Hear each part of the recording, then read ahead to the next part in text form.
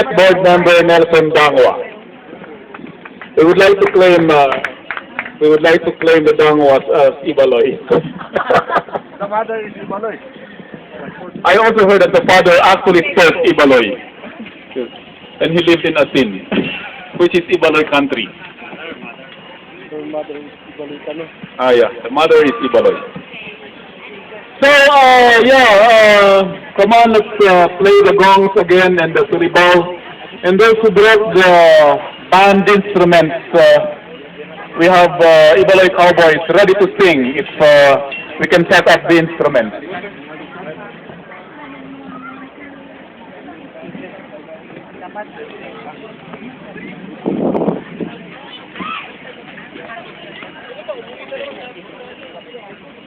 Something that's like required right now, even to We would like to invite the public too to the launching of Ibaloy Dictionary at 4 p.m. today at the University of the Philippines Baguio Auditorium. And Ibaloy Dictionary will be sold at 1,200 only today.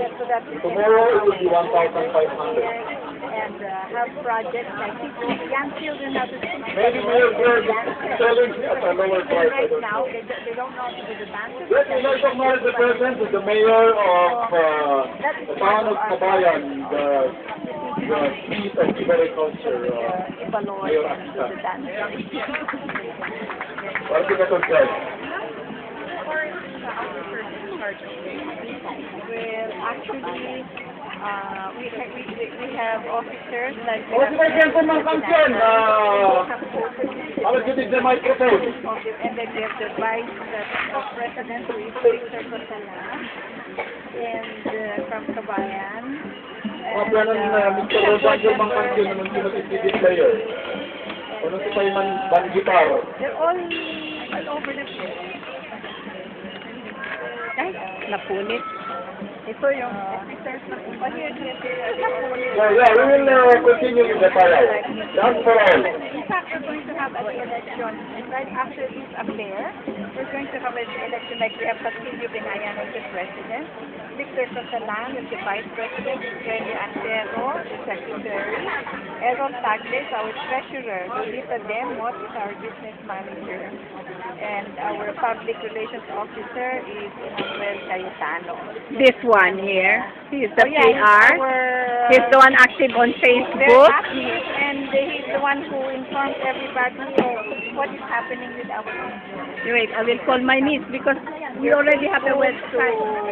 Text to everything. So he's a very active The one in officer. So, and as of last year we had 800 members, but not including their family. You know, we count them by heads of family. So it's more than that.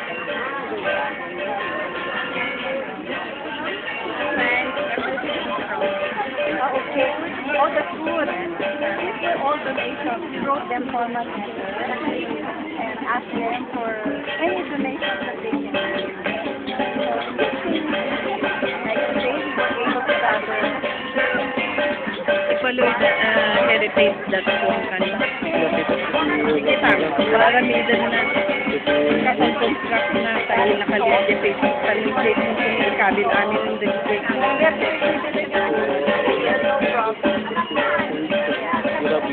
Dahil tati ka anak na yung guest assistant ko nga programmer. International. Dahil pa.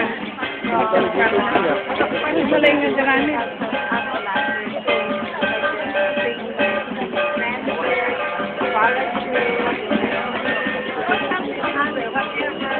Nararamid na over the 2 days na rin naramid.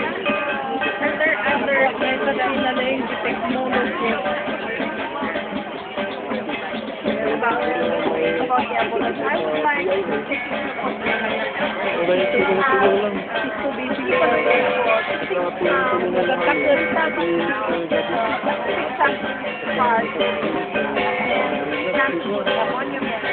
this property used by Master our great and the city.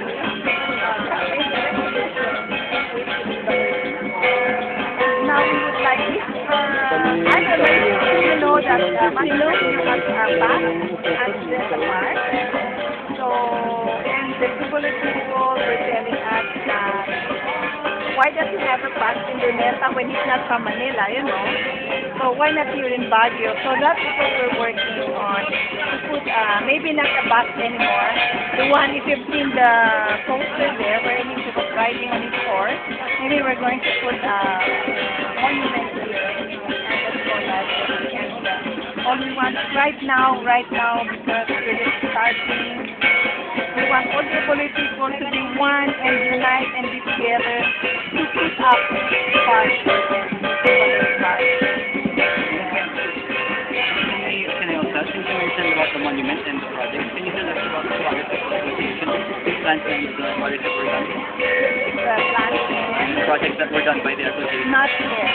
Actually, we're still working on the papers with the so we cannot move. Right now, we're doing we have young architects from the University of Manila to help us plan the park. And which we are working on now, and which we are going to submit to the city so that we will complete the papers.